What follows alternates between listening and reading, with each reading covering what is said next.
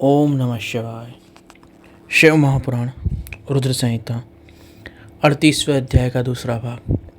पूर्व में हमने यह प्रसंग अध्ययन किया किस प्रकार महर्षि दधीचि और राजा क्षोभ में विवाद हो गया, जिसके बाद राजा क्षोभ ने दधीचि को अपने अस्त्र के प्रहार से घायल कर दिया। शुक्राचार्य ने उनका इलाज करके उन्हें स्वस्थ करके और फिर मृत्युंजय मंत्र का उपदेश दिया और उसके जप का आदेश दिया। अब हम आगे की कथा का अध्ययन करते हैं। ब्रह्मा जी कहते हैं, तात मुनि श्रेष्ठ दधीचि को इस प्रकार उपदेश देकर शुक्राचार्य भगवान शंकर का स्मरण करते हुए अपने स्थान को लौट गए। उनकी उस बात को सुनकर महामुनि दधीचि बड़े प्रेम से शिवजी का स्मरण करते हुए तपस्या के लिए वन में गए। वहाँ जाकर उन्होंने विधिपूर्वक महामृत्युंजय मंत्र का जप और प्रेम पूर्वक भगवान शिव का चिंतन करते हुए तपस्या आरंभ की। दीर्घकाल तक उस मंत्र का जाप एवं तपस्या द्वारा भगवान शंकर की आराधना करके दधीचि ने महामृत्युंजय शिव को संतुष्ट किया। महामुनि उस जप से प्रसन्न हुए। भक्तवत्सल भगवान शिव दधीचि के प्रेम से उनके पास प्रकट हो गए। अपने स्वामी भगवान शिव का दर्शन करके मुनीश्वर दधीचि बड़े प्रसन्न हुए। उन्होंने प्रणाम करके दोनों हाथ जोड़कर भक्ति भाव से भगवान शिव का स्तवन किया। महामुनि नारद उसके बाद प्रेम से प्रसन्न हुए। शिव ने च्यवन कुमार दधीचि से कहा, तुम वर मांगो। भगवान शिव का यह वचन सुनकर भक्त शिरोमणि दधीचि दोनों हाथ जोड़ नतमस्तक हो भगवान शंकर से बोले। दधीचि ने कहा, हे देवाधिदेव महादेव, मुझे 3 वर दीजिए। मेरी हड्डियां वज्र की हो जाएं, मेरा वध कोई न कर सके और मैं सर्वत्र अधीन रहूं, कभी भी निर्बल ना हो, मुझ में कभी दीनता न आए। दधीचि का यह वचन सुनकर प्रसन्न हुए परमेश्वर शिव ने तथास्तु कहकर उन्हें 3 वर दे दिए। शिवजी से 3 वरदान पाकर वेद मार्ग में प्रतिष्ठित महामुनि दधीचि आनंदमग्न हो गए और शीघ्र ही राजा क्षोभ के स्थान में गए। महादेव जी से अवध्यता, वज्रमय अस्थियाँ एवं अदीनता का वरदान पाकर दधीचि ने राजा क्षोभ के मस्तक पर जाकर लात मारी, क्योंकि पहले राजा क्षोभ ने उन पर प्रहार किया था। उसी पूर्वोक्त घटना का स्मरण करके महर्षि दधीचि बड़े क्रुद्ध हुए और उन्होंने क्षोभ के मस्तक पर लात मारी थी। वो राजा क्षोभ भगवान विष्णु के गौरव से गर्व में भरे हुए थे और उन्होंने भी तत्काल वज्र दधीचि के ऊपर चलाया, परंतु क्षोभ का चलाया हुआ वह वज्र परमेश्वर शिव के प्रभाव से महात्मा दधीचि को कोई हानि न कर सका। इससे राजा क्षोभ को बड़ा आश्चर्य हुआ। मुनीश्वर दधीचि की अवध्यता, अदीनता और वज्र से भी बढ़कर उनका प्रभाव देख राजा क्षोभ के मन में बहुत आश्चर्य हुआ। उन्होंने शीघ्र ही वन में जाकर इंद्र के छोटे भाई मुकुंद की आराधना आरंभ की। इंद्र के छोटे भाई मुकुंद भगवान श्री नारायण के अवतार हैं। वो साक्षात नारायण स्वरूप ही हैं। वे शरणागत पालक हैं। जब राजा ने मृत्युंजय सेवक दधीचि से पराजित होकर इस प्रकार से मुकुंद की, इंद्र के छोटे भाई की आराधना की, तब क्षोभ की पूजा से प्रसन्न हो भगवान विष्णु के अवतार गरुड़ध्वज मधुसूदन मुकुंद बहुत संतुष्ट हुए। उन्होंने राजा को दिव्य दृष्टि प्रदान की। उस दिव्य दृष्टि से ही जनार्दन देव का दर्शन करके उन गरुड़ध्वज को क्षोभ ने प्रणाम किया। प्रिय वैष्णव द्वारा उनकी स्तुति की।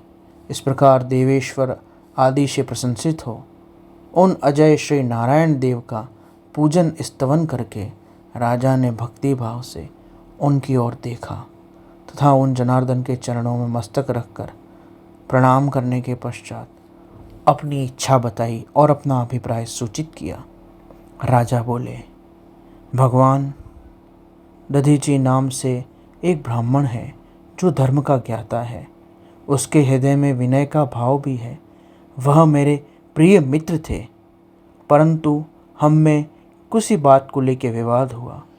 उसके बाद उन्होंने रोग शोक से रहित भगवान शिव जी की आराधना करके समस्त अस्त्र शस्त्रों से सदा अवध्य होने का कोई वरदान प्राप्त कर लिया है।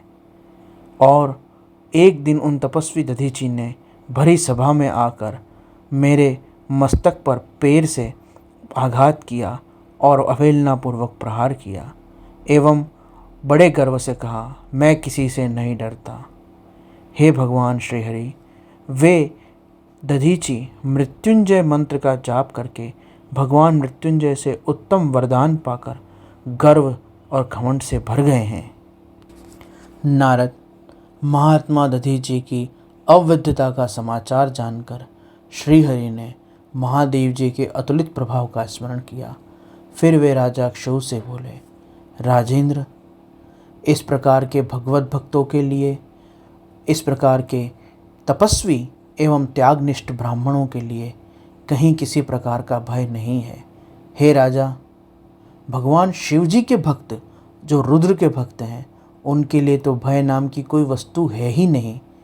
यदि मैं तुम्हारी ओर से कुछ करूँगा तो वह मुझे भी श्राप देंगे और उसका मुझे भी दुख होगा। वह मुझ जैसे देवता के लिए भी शाप का कारण बन जाएगा। राजा, दधीची के शाप से दक्ष के यज्ञ में भगवान शिव से मेरी पराजय होगी और फिर भगवान शिव की कृपा से पुनः मेरा उत्थान भी होगा। इसलिए मैं तुम्हारे साथ रहकर कुछ करना नहीं चाहता, परंतु मैं अकेला ही दधीची को जीतने का प्रयत्न करूँगा, क्योंकि होनी में ऐसा प्रारब्ध और ऐसी भावी और ऐसी नियति निर्धारित है। क्योंकि जब दक्ष द्वारा भगवान शिव जी और माँ सती का अपमान किया जाएगा एवं सती अपनी प्राण देह को त्याग देंगी, तब भगवान रुद्र के गण समस्त देवताओं को पराजित करेंगे। तब वहाँ पर मेरी पराजय भी सुनिश्चित है। अतः दधीची को रोकने का प्रयास करके मैं उनके शाप को शिरोधार्य करूँगा, जिससे भगवान रुद्र के गण उस समय यज्ञ में मुझे भी पराजित कर सकें और माँ सती के अपमान का दंड दक्ष को प्राप्त हो। भगवान मुकुंद की यह बात सुनकर राजा अक्षौ उस स्थान पर ही रुके रहे और भगवान नारायण दधीची को रोकने का उपाय करने के लिए वहाँ से अंतर्ध्यान हुए। इस प्रकार शिव महापुराण रुद्र संहिता द्वितीय खंड का अध्याय 38वां का द्वितीय भाग यहाँ संपूर्ण हुआ। शेष अगले अंक में। ओम नमः शिवाय।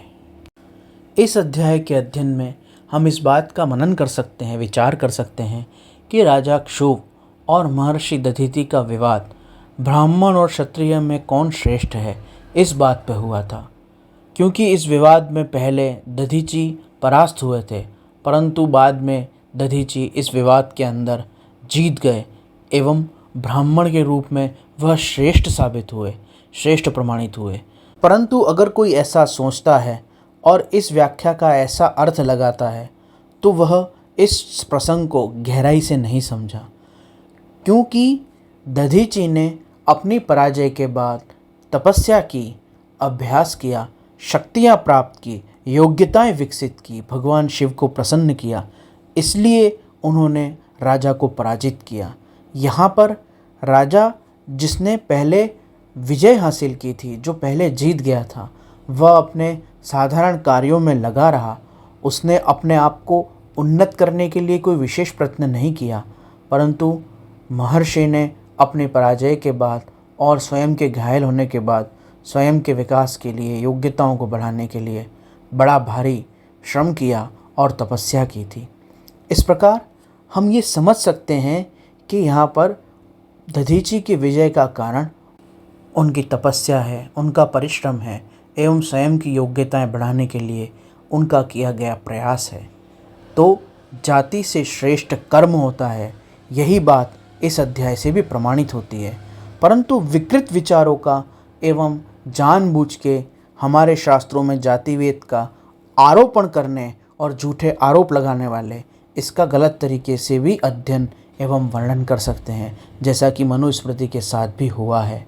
अतः हमें बहुत सावधान होकर शास्त्रों के अध्ययन की आवश्यकता है, क्योंकि किसी भी प्रसंग की कैसी भी व्याख्या कर देना यह कुटिल और चालाक और कपटी लोगों के लिए बहुत आसान होता है, क्योंकि शब्द विन्यास और शब्दों का जाल बिछाकर गलत व्याख्याएं करना यही तो कार्य है जिसके द्वारा हमारे शास्त्रों को ही हमारे विरुद्ध उपयोग किया जाता है। अतः हमें बहुत गंभीरता से और बड़ी सरलता से और बड़ी निष्ठा से हमारे शास्त्रों को समझने का प्रयास करना चाहिए। हरि ओम नमः शिवाय।